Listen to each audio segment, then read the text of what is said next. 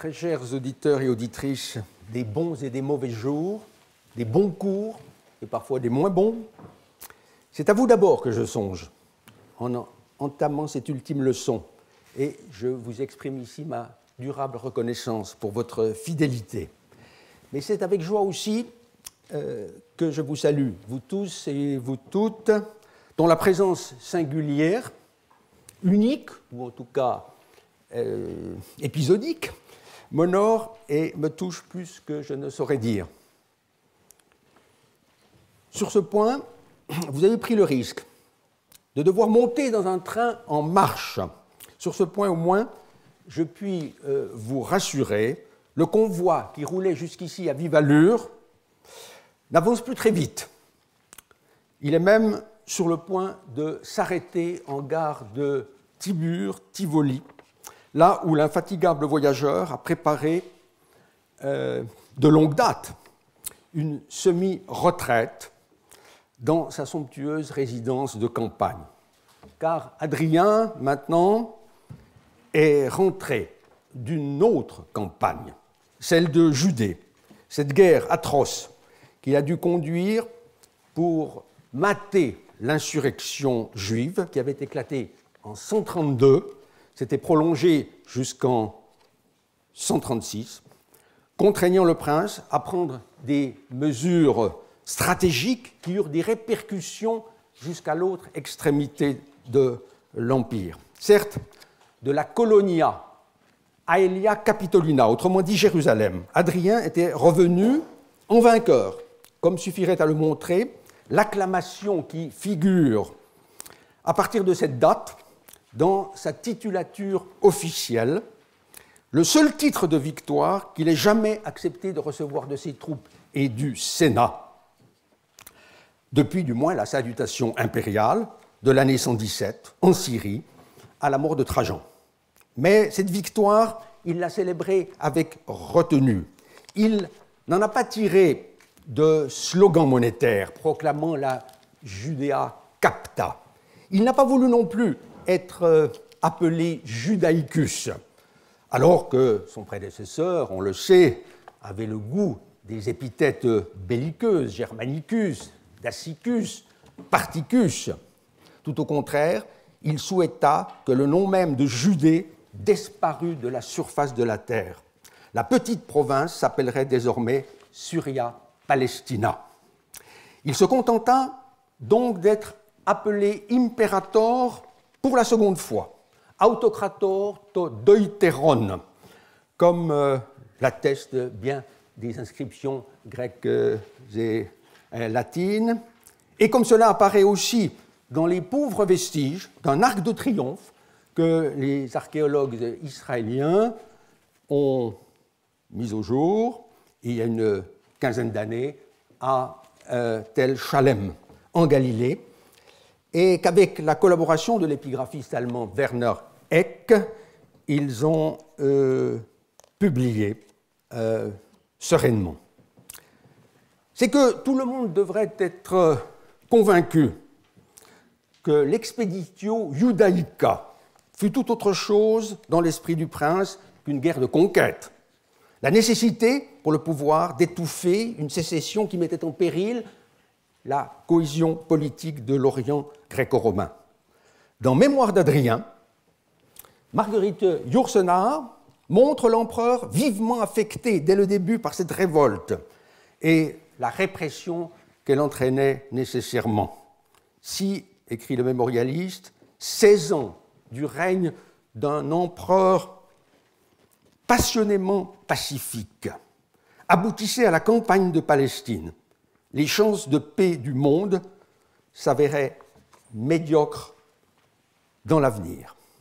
Et d'ajouter un peu plus loin, je voyais revenir les codes farouches, les dieux implacables, le despotisme incontrôlé des princes barbares, le monde morcelé en états ennemis éternellement en proie à l'insécurité. Quelle que soit la part d'authenticité des réflexions prêtées à l'empereur sexagénaire, on ne saurait nier qu'Adrien ait travaillé avec constance à la paix de l'Empire, voyageant donc pour annexer de nouveaux pays, mais pour conclure des traités avec les ennemis héréditaires, ainsi les Parthes en 123, pour inspecter aux frontières les camps légionnaires, pour y établir parfois ou élever des ouvrages de défense, comme le bien célèbre mur de la Britannia, au nord de la ville d'York, pour contrôler par lui-même l'état des routes, y garantir les droits des riverains, en réprimant les abus en matière de véhiculatio, de transport des personnes et des biens, et surtout pour construire, fonder, refonder, embellir des centaines de villes, les doter d'aqueducs, de temples, de portiques, de théâtres, pour instituer de nouveaux concours et en réformer d'anciens, en veillant sur les finances des cités, naturellement portées aux entreprises dispendieuses.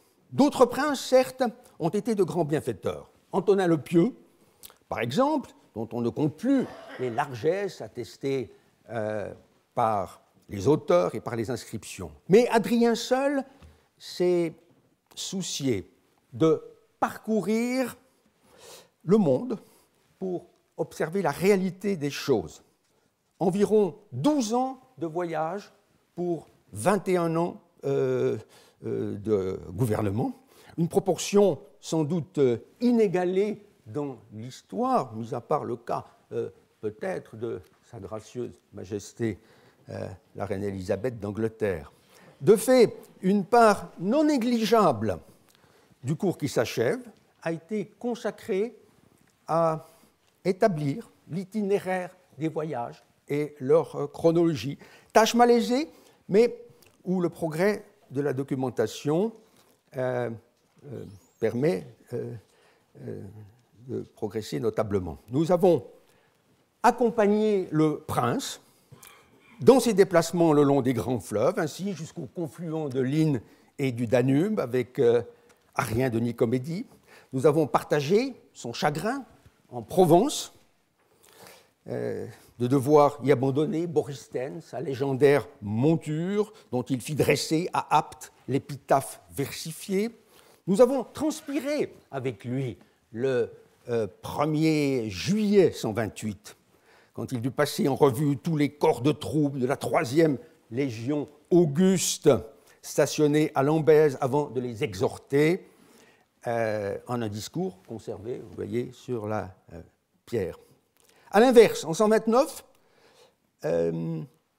nous avons éprouvé avec lui la morsure du froid qu'il devait ressentir encore en édictant le texte tout récemment découvert en Asie mineure, où il envisage l'éventualité que la neige pourrait recouvrir le pays jusqu'à faire disparaître le tracé des routes.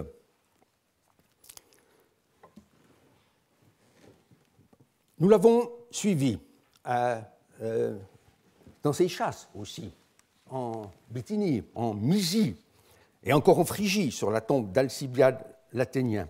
Nous avons essayé d'imaginer ces traversées sur une luxueuse galère qu'escortait toujours une flottille de navires de guerre et de vaisseaux marchands. Et bien sûr, il y eut les séjours à Athènes et aussi le voyage sur le Nil avec la noyade en octobre 130 du bel adolescent de Bithynion, cet Antinoüs promu à la plus extraordinaire des renommées. Mais tout est allé si vite, en dépit de cette assez méthodique tournée de l'Empire en 12 étapes, que nous n'avons pas même pu l'accompagner partout. Vous marchez d'un tel pas qu'on a peine à vous suivre, serait-on tenté de lui dire molièresquement. Je voudrais aujourd'hui réparer au moins une omission, pas tout à fait involontaire, en évoquant le grand voyage qui, en 129-130, mena l'empereur d'Éphèse à Alexandrie, via Antioche et Jérusalem. On n'avait rien dit de son passage à Palmyre, aux confins de l'Empire. 2 textes au moins pouvaient être allégués depuis longtemps en faveur d'un détour fait par Hadrien vers la grande cité caravanière. Le lexicographe Étienne de Byzance, d'une part, nous informait que les gens de Palmyre avaient pris le nom de Hadrianopolitae à la suite d'une refondation de leur ville par Hadrien. D'autre part, il ressortait d'une inscription bilingue du temple de Balchamine à Palmyre même que le divin empereur y avait fait une épidémie, je veux dire un séjour, épidémia. Mais à quel moment de ces pérégrinations,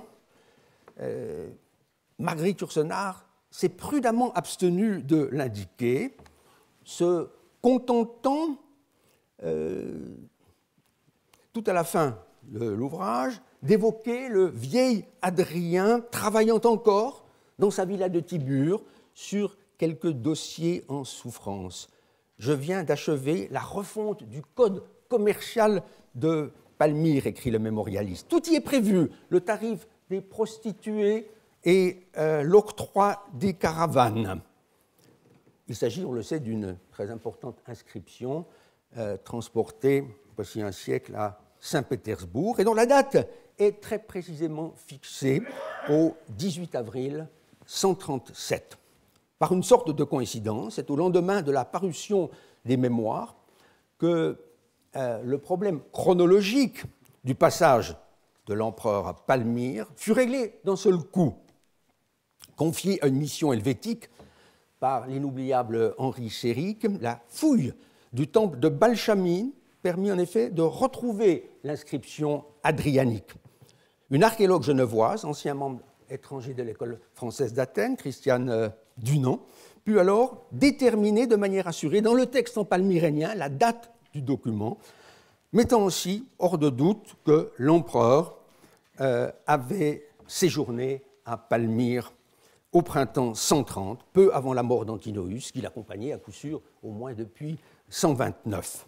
Permettez-moi d'ajouter que Christiane Dunant joua ensuite un rôle important dans les fouilles suisses d'Érythrée en Eubée, en même temps que je tiens à honorer sa mémoire, d'autant plus spontanément que j'ai bénéficié à titre personnel de sa générosité scientifique. Je me plais à saluer la présence ici même du président de la Fondation pour l'école suisse d'archéologie en Grèce, monsieur le conseiller fédéral Pascal Couchepin, et de monsieur l'ambassadeur de Suisse auprès de l'UNESCO, monsieur Jean-Frédéric Josselin, en excusant l'absence de mes collègues de Lausanne qui ont dirigé et dirigent cette école, aux travaux de laquelle j'ai été associé, j'ai eu ce privilège pendant près d'un demi-siècle. Mais refermons cette parenthèse helvético-palmyrénienne. Nous devons maintenant, sans plus tarder, aller à la rencontre de l'empereur, tel qu'il était en cette morose année 136, à son retour définitif en Italie, quand sa santé commençait à se dégrader sérieusement. Malgré malade, Hadrien l'était déjà, sans doute, depuis un certain temps. Dès avant la fin de la guerre de Judée, le bruit avait couru en Orient qu'il était victime d'une maladie de la peau, léprae morbus, où la tradition juive a pu voir, bien entendu, un châtiment du ciel. Mais il souffrait surtout de diverses maladies, sans doute d'artériosclérose ou d'hydropisie, comme disait l'ancienne médecine, avec de fréquentes hémorragies. Ses traits s'étaient épaissis. Frappant à cet égard est le portrait de bronze doré, conservé autrefois à Alexandrie, montrant un visage un peu joufflu ou boursouflé, et qui contraste nettement avec celui beaucoup plus volontaire et nerveux. Pourtant, les deux portraits sont pratiquement contemporains, celui de droite ayant été découvert en Israël aussi, à Tel Shalem. Pardon. On se souvient peut-être que le récit des mémoires s'ouvre par le compte-rendu d'une auscultation minutieuse à laquelle le médecin Hermogène, de retour d'Asie mineure, aurait soumis le prince peu de temps avant sa mort. Nous avons vu que, mentionné par l'historien Dion Cassius, cet Hermogène ne fait qu'un avec le personnage homonyme, qualifié de Archiatros Sébastou, grand médecin de l'empereur, dont l'épitaphe romaine a été retrouvée naguère à Milan. Et ce praticien pourrait, selon nous, devoir être identifié aussi à l'archiatros et philosophos, Hermogenes, que vient de faire connaître une inscription mise au jour à Rhodiapolis en Lycie. La santé d'Adrien était ainsi entre les mains d'un homme de l'art, parmi les plus qualifiés de l'époque. J'ai néanmoins jugé nécessaire d'obtenir une contre-expertise de la part d'un de ces modernes confrères, ou plutôt consoeurs, médecins et philosophes, comme lui, chose point si fréquente, notre chère collègue et amie Anne Fagolargeau. Cela ne laisse pas beaucoup d'espoir, m'a-t-elle confié en se résignant à rompre pour une fois le secret médical. L'histoire, on le sait, lui donne raison, puisque l'empereur ne devait pas survivre plus de 18 mois à son retour de Judée dans l'hiver 135-136. Alors commence pour lui une période bien douloureuse, entrecoupée vers la fin, selon nos sources les plus autorisées, de plusieurs tentatives de suicide. C'est dans ce contexte dramatique qu'il faut placer la décision prise par l'empereur dès l'été 136 pour assurer sa succession. Deux affaires importantes m'attendaient à Rome, écrit le mémorialiste. L'une était le choix de mon successeur, qui intéressait tout l'Empire, l'autre était ma mort et ne concernait que moi. Le règlement successoral d'Adrien a fait couler passablement d'encre, non pas qu'il ait manqué de clarté, mais parce que les intentions profondes de l'empereur échappent ou échappaient largement. N'ayant pas eu d'enfant de son épouse, l'impératrice Sabine, Adrien était contraint de distinguer au sein de l'ordre sénatorial, et de préférence parmi ses proches, quelqu'un qui, par le biais de l'adoption privée, serait juridiquement habilité et politiquement apte à recueillir le pouvoir impérial, sous réserve de l'investiture par le Sénat.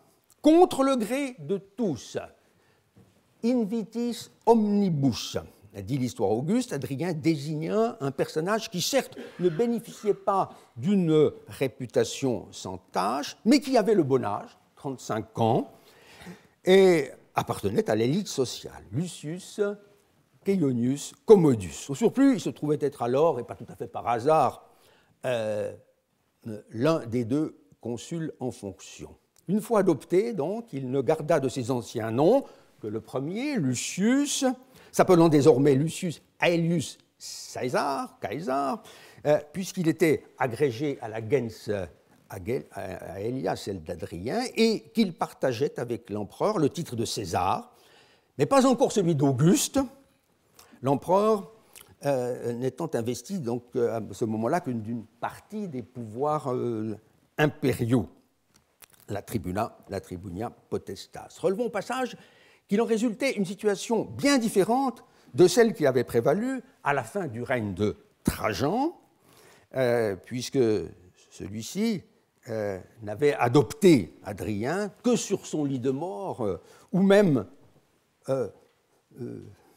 après son décès, si l'on peut dire, grâce à la présence d'esprit de l'excellente impératrice Plotine. Mais cela est une autre histoire dont il a été question précédemment. Surtout, le dossier, la décision d'Adrien Auguste de partager le pouvoir pour un temps indéterminé avec un successeur désigné portant le titre de César, était une innovation extraordinairement importante pour l'avenir, puisque la chose devait se reproduire souvent jusqu'à devenir un nouveau mode de gouvernement avec l'institution, on le sait, de la tétrarchie aux alentours de 300. C'est pourquoi il serait bien intéressant de savoir quelle fut la raison du choix d'Adrien en faveur de ce Ceionius Commodus. Les historiens, assurément, ont le droit de proclamer leur ignorance, ou de moins d'avouer leur incertitude. Marguerite Yourcenar, elle, était bien obligée de prendre un parti tranché, puisqu'elle ne pouvait pas laisser l'empereur écrire qu'il avait choisi son successeur sur un coup de tête ou au gré de sa fantaisie. Qu'a-t-elle fait alors? Elle a retenu deux informations fournies par l'histoire auguste. Cette composition tardive, où le meilleur côtoie souvent le pire. La première est qu'Adrien, effectivement, hésita longtemps entre plusieurs candidats honorables pour les écarter finalement tous, sous divers prétextes, en allant jusqu'à les pousser à la mort. La seconde information est que si le choix de l'empereur se porta sur Commodus, c'est que sa beauté lui était une recommandation, lit-on, pour l'adopter sibi forma commendatum adoptare constituit. Mais attention, Yourcenar n'allait pas tomber dans le piège grossier d'une adoption fondée sur la pulsion d'un vieillard libidineux. D'une part, elle a voulu donner une épaisseur temporelle à la relation entre Adrien et Commodus, la faisant commencer dès le début du Principat, avant même que l'empereur ne s'entichât d'Antinoüs. D'autre part, et surtout, elle a fait du successeur désigné un homme intelligent, éblouissant même, bourré de talent, porté à la débauche, assurément, mais pas infiniment plus, somme toute, qu'Adrien lui-même. Bref, elle a su rendre crédible le choix de l'empereur en dépit de deux sérieux handicaps. Premièrement, le nouveau César n'avait qu'une faible expérience militaire, ce qui pouvait être rédhibitoire aux yeux du Sénat et d'Adrien lui-même, brillant officier dès son plus jeune âge. Deuxièmement, Aelius était phtisique. Qu'à cela ne tint, en 137, l'empereur l'envoya avec le titre de proconsul se refaire les poumons, mais les armes à la main, dans les deux provinces de Pannonie, sur la frontière du Danube. Mais Aelius, le pauvre homme, en revint plus souffreteux que jamais, et il trépassait à Rome le 1er janvier 138. Pourquoi donc alors parler de cet héritier présomptif qui ne devait jamais accéder à l'Empire? C'est qu'Adrien voulut à toute force prolonger l'existence de Ceionius Commodus à travers le fils mineur que laissait celui-ci, en obligeant 2 mois plus tard le nouvel héritier désigné, le futur Antonin le Pieux, à adopter ce garçonnet appelé Lucius Verus, en même temps qu'un jeune homme beaucoup plus prometteur, et déjà âgé, lui, de 17 ans, le futur Marc Aurèle. Il devait du reste régner conjointement pendant quelques années, ce qu'évoquent bien ces deux moulages offerts il y a peu, monsieur l'administrateur, au Musée national romain par la fondation du Collège de France à l'initiative de notre ami John Scheid. Mais comment rendre compte de cet imbroglio successoral? Une solution simple, lumineuse, a été offerte voici plus d'un demi-siècle par Jérôme Carcopino dans un article paru vers la fin de 1949, la date a son importance, dans la revue des études anciennes. Si Adrien, en 136, au lendemain de la mort de l'impératrice, a porté son choix sur Ceionius Commodus, c'est que ce personnage était en réalité son fils adultérin, né en 101 d'une liaison que le prince entretenait aussitôt après son mariage avec une matrone romaine de la meilleure souche. Voilà donc pourquoi, faisant taire toutes les oppositions, l'empereur adopta Commodus, puis fit adopter par Antonin le rejeton de ce bâtard, qui était son petit-fils à lui, Adrien. Malgré le léger parfum de scandale qui s'en dégage, cette conclusion ne doit pas être considérée comme anecdotique. Si elle est vraie, comme je suis personnellement porté à le croire, elle achève de prouver que le régime impérial ne doit pas être tenu. Pardon, le régime impérial reste héréditaire sous la façade d'un principe d'adoption rationnelle. Je n'ignore pas, certes, que la thèse de Carcopino a rencontré de la résistance. Ainsi, Marguerite Yourcenar elle-même la repousse sans ménagement dans la note dont elle a assorti à partir de 1958 la publication de son livre, mais en se bornant à écrire, je cite, que les hypothèses de Carcopino ont été écartées au profit d'une interprétation littérale des textes. Affirmation qui laisse un peu songeur quiconque a une certaine familiarité avec les sources historiographiques du règne d'Adrien. Sans doute, l'auteur des mémoires n'aimait-elle pas trop Carcopino, qui avait été, on le sait, secrétaire d'État pour l'éducation sous le régime de Vichy. Mais la vraie raison de son rejet, c'est que tout simplement, elle ne pouvait plus faire marche arrière, à supposer qu'elle eût été en mesure de prendre connaissance de l'article dès 1950. Très différente fut la réaction ou la position du grand savant franco-allemand qui était Hans-Georg Pflaum, qui, dans un mémoire de 1964, s'efforça de trouver une explication froide, jusqu'à être glaciale, du choix d'Adrien, en y voyant le résultat d'un calcul politique pour se ménager une fraction au moins du Sénat romain. Article qui témoigne d'une connaissance absolument ébouriffante de ce milieu à travers une foule d'inscriptions, mais qui n'en aboutit pas moins à une conclusion paradoxale, d'ailleurs soulignée par Carcopino lui-même dans une réfutation immédiate en 1965, puisque, selon Pflaum, Adrien aurait cherché et trouvé en Ceionius Commodus un homme dont il prévoyait la mort toute prochaine, ce qui devait rendre possible l'avènement rapide du jeune Marc Aurèle. Quant au choix fait d'Antonin, dans la précipitation qu'imposait à Adrien le progrès de sa maladie, il aurait été, à en croire le même auteur, assez catastrophique pour l'avenir de l'Empire, jugement qui lui aussi semble fort discutable, ou du moins très excessif, d'autres l'ont dit avant moi. On comprend ainsi que la thèse exposée avec tant de brio par Carcopino garde toute sa force de séduction, même si elle ne se laisse pas démontrer. La ressemblance physique entre Adrien et Lucius César étant assez troublante, assurément, mais non génétiquement vérifiée.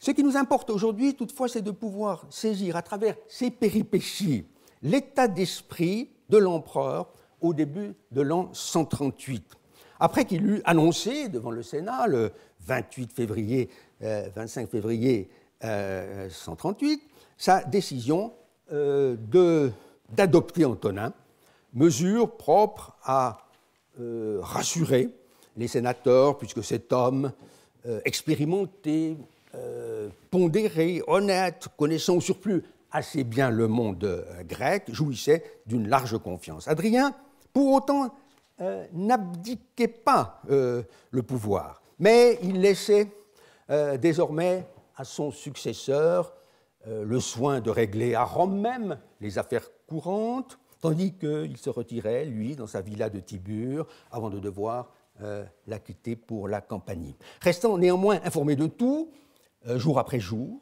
mais ne s'occupant plus que des questions qui lui tenaient véritablement à cœur. C'est dans cette période que vient s'insérer le document dont je voudrais vous entretenir dans le temps qui me reste. Il ne s'agit pas d'une inscription inédite, ni même tout à fait nouvelle, mais son caractère exceptionnel, sa présence à Paris, le lien personnel que j'ai eu la chance d'avoir avec elle, si l'on peut dire les choses ainsi, tout m'incite à y revenir. Le document, c'est celui que porte une plaque de bronze de grande dimension, parvenue au musée du Louvre par l'entremise d'un collectionneur français et de l'association des Amis du Louvre que préside notre éminent collègue Marc Fumaroli de l'Académie française. Le texte en a été connu de quelques chercheurs à partir de 1997 environ, puis une photographie en a été publiée en 2000 dans la revue du Louvre par Alain Pasquier, alors conservateur en chef des antiquités grecques, étrusques et romaines. Je pus moi-même en faire état dans ma leçon inaugurale de 2004. 2 ans plus tard, en juin 2006, l'honneur nous échut à mon vieil ami Alain et à moi-même de la présenter devant l'Académie des inscriptions et belles-lettres à l'invite du regretté Jean Leclan, pour qui j'ai en ce jour une pensée reconnaissante, de même que je salue aussi son successeur dans les fonctions de secrétaire perpétuel, notre très cher collègue Michel Zinc, dont la présence en un tel jour me touche particulièrement. Il me fut également possible, la même année, d'éditer et de commenter l'inscription dans la Revue des études grecques, sur proposition cette fois de mon confrère Jacques Jouanna. Ne me faut-il pas lui prouver au surplus que je n'ai nullement cessé de songer à la seconde partie de mon commentaire, qu'il me réclame d'ailleurs chaque vendredi, ou presque, des séances académiques. Sur le support de l'inscription, cette plaque de bronze gravée à la cire perdue, je n'ai rien à ajouter à la description très précise de l'ancien conservateur, et c'est à ces judicieuses observations que l'on se reportera également pour le problème que pose le petit buste d'Adrien inséré à l'époque moderne, sans doute seulement, dans le fronton. En 2006, j'avais fait remarquer, mais en tremblant d'être contredit par quelques sourcilleux romanistes, que c'était la seule lettre impériale gravée sur un tel support. Plusieurs éminents spécialistes des choses romaines, en France comme à l'étranger, ont depuis lors, je sois loué, expressément entériné mon opinion. Il en faut donc tirer 2 conclusions. La première, évidente, est que l'initiative de cette gravure hors du commun est venue des destinataires de la lettre, non pas de la chancellerie impériale. La seconde, plus subtile, plus aventureuse aussi peut-être, est que ces gens-là, qui ne devaient pas rouler sur l'or, ni même sur le bronze, avaient sans doute un motif très sérieux d'être infiniment reconnaissants à l'empereur de leur avoir adressé cette belle épître et octroyé ce qu'elle laissait espérer. Dans le document lui-même, une chose m'avait d'emblée fasciné. Je n'étais pas le seul, bien entendu, à ressentir une espèce d'émotion en constatant que la lettre était datée de la 22e puissance tribunicienne d'Adrien, c'est-à-dire de sa dernière année de règne, celle que l'on doit faire commencer, de l'avis des meilleurs connaisseurs, du 10 décembre 137 ou par là autour, moment où l'empereur était solennellement réinvesti dans le pouvoir annuel des anciens tribuns de la plèbe. Cette 22e année, on le sait, fut interrompue en son milieu par la mort d'Adrien le 10 juillet 138, à Bailly. Or, il n'y avait, au moment de la publication du document en 2006, aucune autre lettre, prescrit et dit, de cet empereur qui put être attribuée aux 6 derniers mois de sa vie, car il faut mettre tout à fait à part la lettre d'Adrien adressée à Antonin, qui nous a été conservée par un papyrus du Fayoum. En effet, outre qu'il s'agit d'une lettre de caractère privé, l'authenticité même de ce morceau est fortement sujette à caution. C'est sans doute un exercice d'école, au demeurant fort réussi.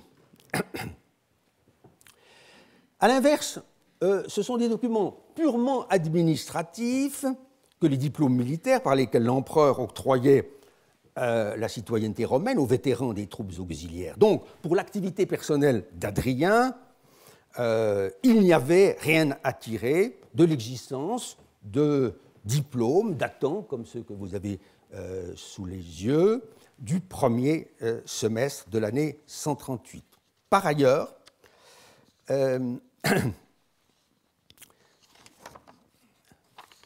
l'indication fatidique de la 22e puissance tribunicienne se trouvait, et pour cause, dans l'épitaphe de l'empereur, sur le mur extérieur de son mausolée du type, le fameux château Saint-Ange. Cette épitaphe n'a évidemment rien à voir avec celle que vous voyez, avec la plaque que l'on a cru devoir afficher aujourd'hui à l'entrée du monument et qui ne fait que reproduire le petit poème célèbre composé selon l'histoire auguste par le prince moribond, Animula, Vagula, Blandgoulat, Amelette, Vaguelette, Tendrelette, etc. Non, je veux parler de la véritable épitaphe, disparue certes aujourd'hui, mais copiée dès le XVIe siècle par plusieurs érudits, celle qu'Antonin avait fait graver pour ses parents adoptifs. Marguerite Yourcenar en a senti toute la solennité, puisqu'elle a tenu à reproduire ce document à la dernière page de Mémoires d'Adrien, dans une version française, mais imitant, vous le voyez, le style épigraphique. Rien n'égale la beauté d'une inscription latine, votive ou funéraire, fait-elle dire à l'empereur. Ces quelques mots gravés sur la pierre résument avec une majesté impersonnelle tout ce que le monde a besoin de savoir de nous. C'est en latin que j'ai administré l'Empire. Mon épitaphe sera inscrite en latin, mais c'est en grec que j'aurai pensé et vécu. Et jusqu'à la fin, peut-on ajouter maintenant, puisque le document conservé au Louvre porte un texte rédigé dans le meilleur grec. Mais cette lettre est-elle toujours la dernière que l'on connaisse actuellement de lui? Il en existe, en effet, aujourd'hui, une autre qui, de prime abord, pourrait prétendre à ce beau titre. En 2009, en effet, notre collègue de Munich, Helmut Müller, que plusieurs d'entre vous connaissent puisqu'il a été très récemment l'invité du collège, a réédité avec de nouveaux fragments, on l'a vu il y a un instant au séminaire, une lettre aux Pergaméniens que l'on croyait être du règne d'Antonin et qui émane en réalité d'Adrien. Or, elle date à coup sûr, comme l'a établi cet historien, de la 22e puissance tribunicienne, même si ce chiffre a dû être restitué dans une lacune du texte. Son intérêt pour nous est de confirmer qu'à cette date, quelques jours avant la mort du premier héritier désigné, Aelius César, et à 2 mois de l'adoption du second, c'est-à-dire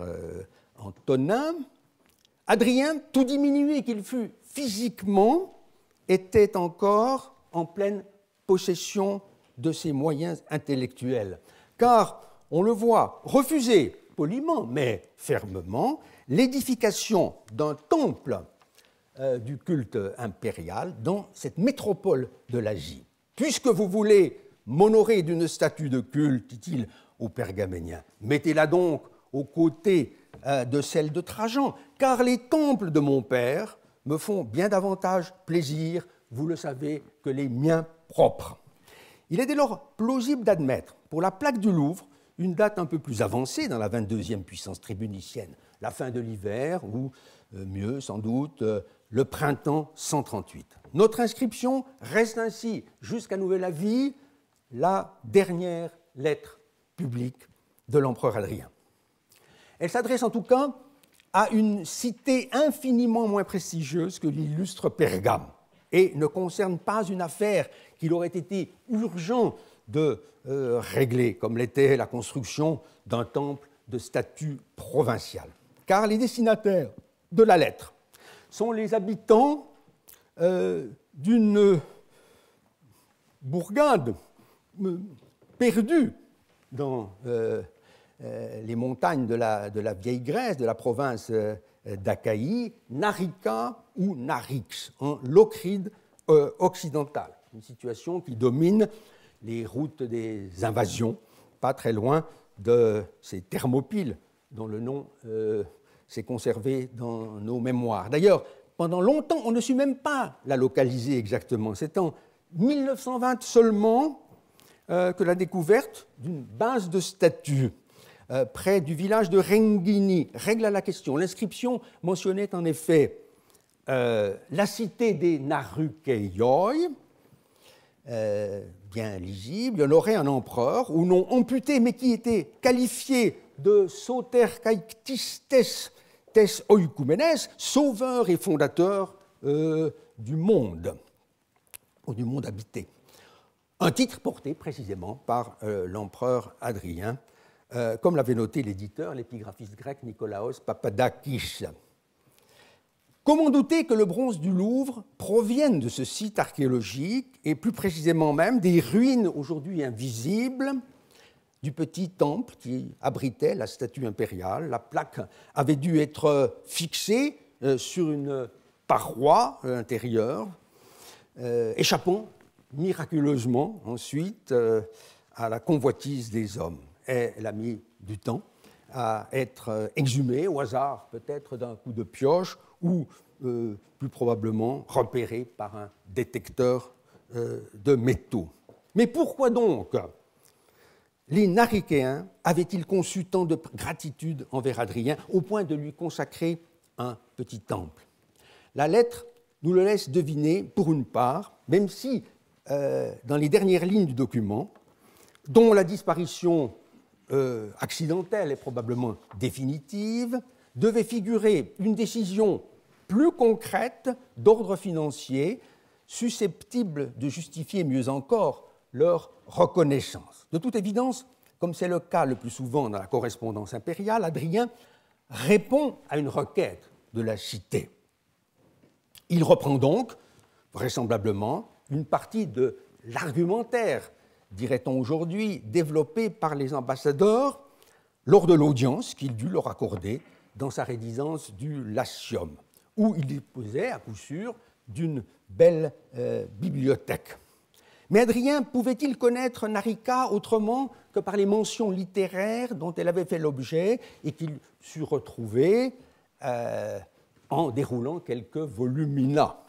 Sans doute ne l'avait-il pas honoré d'une visite personnelle, encore que d'un tel voyageur, on puisse tout supposer. Mais il avait dû au moins entendre parler de cette petite cité quand, au printemps 125, venant d'Athènes, traversant la baie aussi pour se rendre à Delphes, il fut amené à faire un crochet, comme nous l'avions suggéré dans une précédente leçon,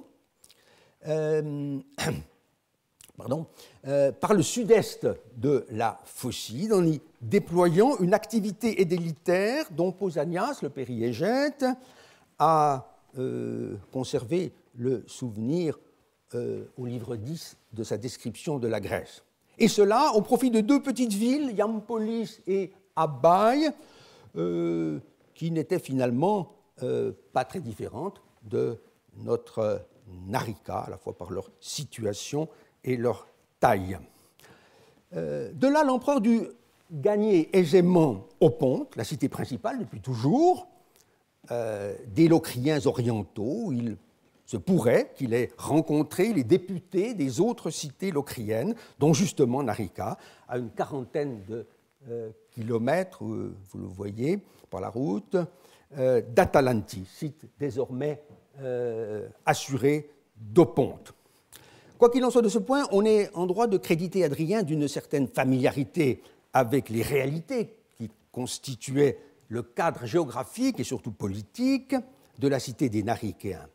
Il le prouve d'emblée, vous avez le texte, dans la lettre en citant les 3 organismes supranationaux, si l'on peut utiliser ce terme, auxquels ces gens-là adhéraient et contribuaient. L'Amphiktyonie, la Confédération des cités béotiennes et enfin le Panhellénion. Je ne m'attarderai guère sur cette partie de la lettre, si intéressante soit-elle, car j'en ai suffisamment traité ailleurs. Bornons-nous à rappeler ici que si les Narichéens furent dès l'origine membres de l'Amphiktyonie piléo-delphique, puisque leur cité se trouvait placée au centre de cette association de peuples ethnées assurant de siècle en siècle la gestion commune des sanctuaires de Delphes et d'Antella, ils n'en étaient membres qu'au titre de locriens, avec un seul représentant pour le tronc oriental de cet ethnos. Il devait donc être bien rare que le hiéromnémon locrien à Delphes fût un citoyen de Narica. L'ensemble des cités réunies sous le nom de Koinon Boyoton formait une entité politico-religieuse plus restreinte, mais plus cohérente aussi. C'est à mon sens l'un des apports les plus importants de l'inscription que d'avoir montré l'extension prise par l'ancien État fédéral béotien à l'époque antonine. Et sans doute n'a-t-on pas pris encore toute la mesure aujourd'hui de cette révélation qui me paraît impliquer que le koinon béotien, tout comme le koinon achéen dans la partie péloponnésienne de la province d'Achaïe, englobait plusieurs groupements ethniques avec un sanctuaire commun qui devait être en l'occurrence l'Itonion de Coroné, au cœur de la Béotie, à proximité des rivières, dont l'empereur lui-même, à partir de 125, s'était soucié de réguler le cours jusqu'au lac Copaïs. Mais j'en ai déjà trop dit. Passons au 3e des organismes cités dans la lettre. Cette création incontestablement adrianique est le célèbre Panhellénion d'Athènes, institution de caractère avant tout religieux et idéologique, dont il a été plus d'une fois question dans les leçons précédentes. On voit aujourd'hui qu'une cité aussi modeste que Narica y avait sa place, attitrée, étant habilitée à envoyer 2 dignitaires, qualifiés l'un de Panhellène, l'autre de Théékolos, lors des cérémonies qui se célébraient à Athènes par tous les représentants des cités tenues pour authentiquement grecques. On sait qu'Adrien, en même temps qu'il fondait le Panhellénion, dans l'hiver 131-132, avait le projet d'instituer un concours athlétique et musical qui aurait lieu tous les 4 ans et s'appellerait précisément les Panhellénia.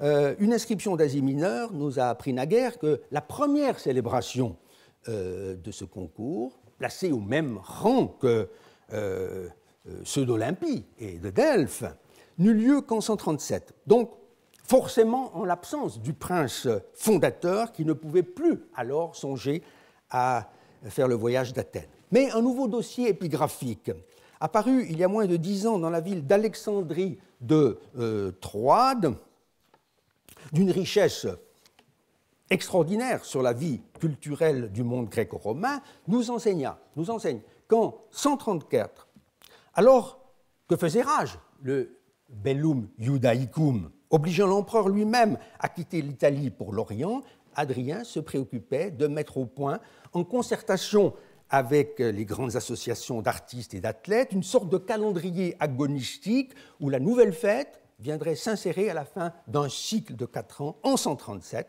avant le concours d'Olympie. Cela nous fournit très vraisemblablement l'explication même de l'envoi par les Narichéens au premier printemps de 138 d'une ambassade auprès de l'empereur, en dépit de sa grave maladie ou à cause d'elle, car cette petite cité pourrait bien avoir eu connu des difficultés au moment des Panhellénies, n'ayant plus les moyens d'y faire bonne figure, étant dès lors menacé de devoir renoncer à son autonomie municipale au profit d'un État voisin un peu plus prospère.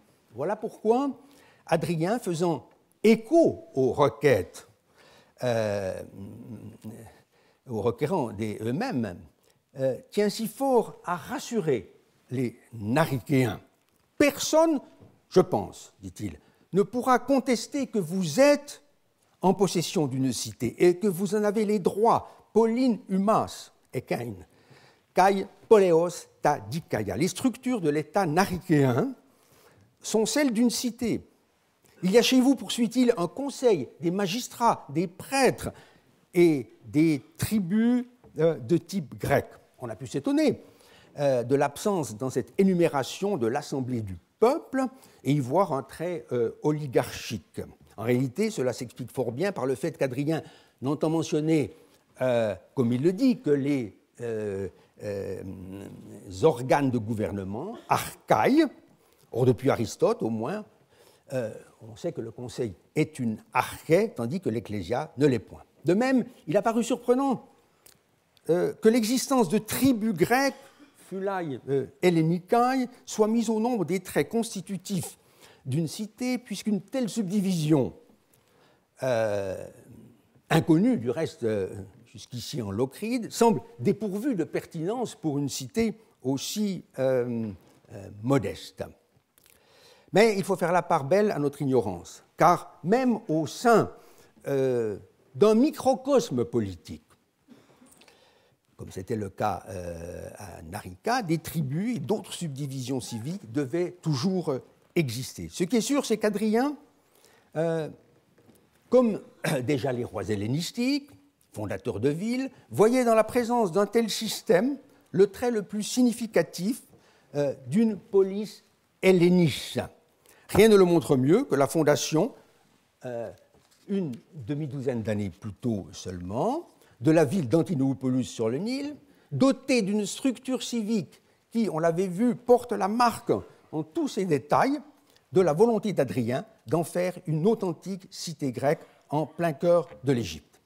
Restent les deux arguments les plus singuliers du plaidoyer en faveur de l'autonomie politique, ou disons mieux ici de l'identité culturelle des gens de Narica. Le fait d'une part, dit l'inscription, que certains poètes, tant romains que grecs, parmi les plus fameux, fassent mention de vous comme Naricéens, os Naricéion, et d'autre part, qu'au nombre des héros, ils en citent quelques-uns issus de votre cité, ectes poleos tesumeteras ormetentas, réflexion dont on ne saurait assez souligner l'originalité et qu'il convient d'attribuer à Adrien lui-même en raison de la référence faite aux poètes latins et pas seulement grecs. De cette galerie de héros potentiels, il n'en est qu'un, certes, qui soit bien connu, mais il ne faut pas exclure que d'autres fassent un jour leur apparition. Ainsi, dans la cité, somme toute, voisine d'Érétrie, pas si éloignée de Narica, c'est hier seulement, ou avant-hier, que des inscriptions nous ont révélé l'ancrage dans l'île de Bé de deux figures mythologiques majeures, Narcisse et Admète, héros éponymes, chacun d'une tribu érythréenne. Car Ajax, fils d'Oïlée, chef des Locriens, qui habite en face de l'Eubée, île sainte, comme dit le catalogue homérique, pourrait avoir eu des émules à Narica, ainsi parmi les héros fondateurs des établissements locriens de l'Italie du Sud, de la Grande Grèce. C'est ce qui est sûr en tout cas, c'est que la cité des Naricéens était considérée comme la patrie d'Ajax, le Locrien. Deux prosateurs, et parmi les plus importants de l'époque gréco-romaine, à savoir Diodore de Sicile et Strabon d'Amazée, l'affirmaient sans équivoque. D'autre part, d'autres, il est vrai, en ont fait un héros plus généralement locrien. On voit que, d'après les monnaies, la cité d'Oponte avait en quelque sorte annexé Ajax parmi dans son panthéon héroïque. Mais, dira-t-on, ce petit Ajax, comme l'appelle Homère, pour le distinguer de son homonyme, l'adversaire malheureux d'Ulysse devant Troie, n'était pas des plus recommandables. N'est-ce pas lui qui agresse la prophétesse Cassandre au pied du palladium d'Athéna et qui adresse des imprécations aux dieux avant de sombrer en mer avec bien des vaisseaux achéens au retour de l'expédition? Oui, sans doute, mais la bonté, la justice, la prudence, la tempérance ne sont pas les vertus cardinales des héros grecs. Ce qui compte pour eux, c'est la gloire qu'apporte une action d'éclat. Cette gloire, Ajax l'acquiert au prix fort, on peut dire, en léguant à ses compatriotes une lourde peine. Il leur faudra expier le crime de leur roi en envoyant chaque année une paire de jeunes vierges au service de l'Athéna d'Ilion. Une grande inscription, trouvée voici un siècle en Locride de l'Ouest, dit Lockrische Mädcheninschrift, comme on l'appelle, en souvenir de l'article magistral de l'épigraphiste autrichien Adolf Wilhelm, a prouvé l'historicité de ce rite ancestral et le rôle majeur que jouait Narika, au moins à partir du IIIe siècle avant Jésus-Christ, quand cette ville, justement, se releva de ses ruines après un siècle de guerre. D'autre part, chez les poètes latins, à commencer par Virgile, les Naricéens désignent les mauvais Grecs. Maligraï, ceux dont le valeureux aîné doit se garder, il doit fuir. Il le dit, ces habitants de Locre en Calabre, sur qui pèse à tout jamais la malédiction proférée contre le héros impie. Ici, les Locriens de Narix ont bâti leur rempart, dit le poète. Mais Adrien, selon toute apparence, a cessé d'en vouloir aux Naricéens, ennemis de sa race, car c'est la beauté des récits mythiques qu'il recherchait, et c'est chez le grand Callimaque qu'il trouvait mention de Narix comme authentique patrie d'Ajax le Locrien. Et parmi ces poètes hellénistiques, n'avait-il pas un faible pour l'auteur du poème intitulé Alexandra, autre nom de la victime d'Ajax, cette Cassandre de Troie, prophétisant bien des malheurs à venir pour les Grecs jusqu'à l'apparition des Romains à l'horizon du monde. Il faut alors se souvenir de la scène qui ouvre dans Mémoire d'Adrien le Seculum Aerum, pardon. Là, tout à fait bouleversante rencontre avec Antinoüs dans le palais royal de Nicomédie. On lut ce soir-là une pièce assez abstruse de Lycophron, que j'aime pour ses belles juxtapositions de sons, d'allusions et d'images. Un jeune garçon, placé à l'écart, écoutait ces strophes difficiles avec une attention à la fois distraite et pensive.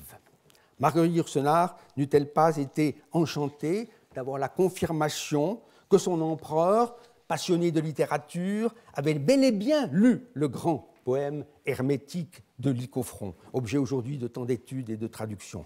Ne valait-il pas la peine, dès lors, de faire connaître un peu plus largement, au-delà du cercle étroit des épigraphistes, la lettre d'Adrien aux gens de Narica? Une occasion parut se présenter en 2008, quand fut montée au British Museum la belle exposition Adrian, Empire and Conflict, qui, comme le laisse entendre le titre, montrait un Adrien cultivé, certes, mais surtout soldat en Bretagne, en Judée, ailleurs, et sans oublier, bien sûr, l'amant passionné avec force portrait d'Antinoüs. Mais pas ou très peu d'inscriptions grecques. Alors, quelle forme pour Adrien une part essentielle de la documentation? Chez les journalistes qui en rendirent compte, ce fut la surenchère habituelle. Je ne reproduis ici que l'article paru dans Le Monde du 29 juillet 2008, Adrien, gay, humaniste et sanguinaire. Aucun des trois qualificatifs ne paraît approprié, pas même celui d'humaniste, si galvaudé aujourd'hui. Dans une lettre à l'auteur, je lui suggérais de compléter sa présentation en faisant découvrir à ses lecteurs l'inscription du Louvre, alors encore parfaitement inconnue des commissaires du British Museum. Il n'y eut pas de réponse de la rédaction de ce journal, pas plus d'ailleurs que de celle du Figaro. Un peu attristé, je le confesse, j'ai été tenté d'écrire aux autorités du Louvre pour les inviter à faire en sorte que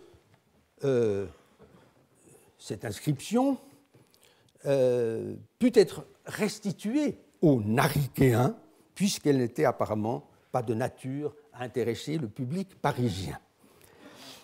N'y a-t-il pas en Locride, à Atalanti même, un joli petit musée archéologique qui accueillerait avec gratitude, je suppose, cette stèle miraculée et fort bien restaurée?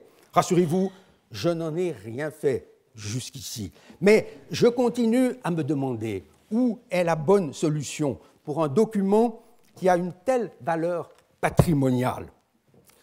En tout cas, si la lettre d'Adrien devait un jour quitter Paris, que ce soit pour Atalanti, pour Oponte, la cité aux belles lois, pour la patrie d'Ajax, fils d'Oïlée, plutôt que pour la lointaine Abu Dhabi. Un dernier mot, il ne saurait y avoir de doute que Marguerite Yourcenar, si elle avait pu connaître cette lettre si personnelle d'Adrien, en aurait tiré parti comme elle l'a fait pour toutes, absolument toutes, les informations à sa disposition. Elle a senti de fait qu'il lui manquait quelque chose pour conclure sur une note à la fois positive et mélancolique. Alors elle a eu recours à un subterfuge en insérant in fine, pour ainsi dire, de larges extraits du rapport qu'avait envoyé au prince, mais en l'an 131 déjà, l'excellent Arien de Nicomédie, gouverneur de Cappadoce, vainqueur plus tard des Alains aux confins de sa province. Car ce texte, parvenu jusqu'à nous sous le titre de Périple du Ponteuxin, autorisait Adrien à jeter comme un dernier regard sur l'Empire de Rome. Et c'était pour lui une ultime occasion d'évoquer les héros d'Homère, puisque dans une île de la mer Noire, appelée l'île d'Achille, le navigateur avait vu le sanctuaire de ce héros avec, je cite, des ex-voto dédiés à Achille, tantôt à Achille, tantôt à son ami, car, bien entendu, ceux qui aiment Achille chérissent et vénèrent la mémoire de Patrocle, c'est-à-dire, en clair, de l'inoubliable Antinoüs. Arien m'offre un don nécessaire pour mourir en paix, songe alors le vieil empereur en déposant le volumineux rapport. Rééditant son livre aujourd'hui, Marguerite Yourcenar eut donc peut-être ajouté le codicille que voici. On me pardonnera ce médiocre pastiche, car elle aurait pris conscience que Patrocle, lui aussi, était un Locrien d'Oponte. Mon cher Marc, Adrien, en effet, s'adresse au futur Marc Aurèle. J'ai omis de te dire qu'avant la consultation chez mon médecin Hermogène, une ambassade bien extraordinaire est venue, il y a 2 jours, me trouver ici. Figure-toi que ces gens, des Grecs d'une assez obscure cité, Narica, imploraient mon aide parce que, disait-il, leur autonomie était menacée et que leur ville même risquait de disparaître. Ils prétendent qu'Ajax est leur compatriote. Étrange argument pour plaider leur cause auprès d'un descendant d'Énée. J'ai tenu à vérifier la chose, en relisant leurs poètes et aussi les nôtres, ce qui m'a causé une joie indicible, me faisant presque oublier ma présente douleur. Il ne faut pas laisser s'évanouir cet héritage qui nous est commun à eux et à nous, même si leurs pères étaient les adversaires des nôtres. Aussi ai-je répondu à leur appel. ils auront de quoi fêter à Athènes les prochaines Panhellénies et celles qui suivront encore. Cela ne garantit point leur avenir à long terme, pas plus du reste que celui de notre immense empire. Mais pouvait-on faire davantage? Je vous remercie.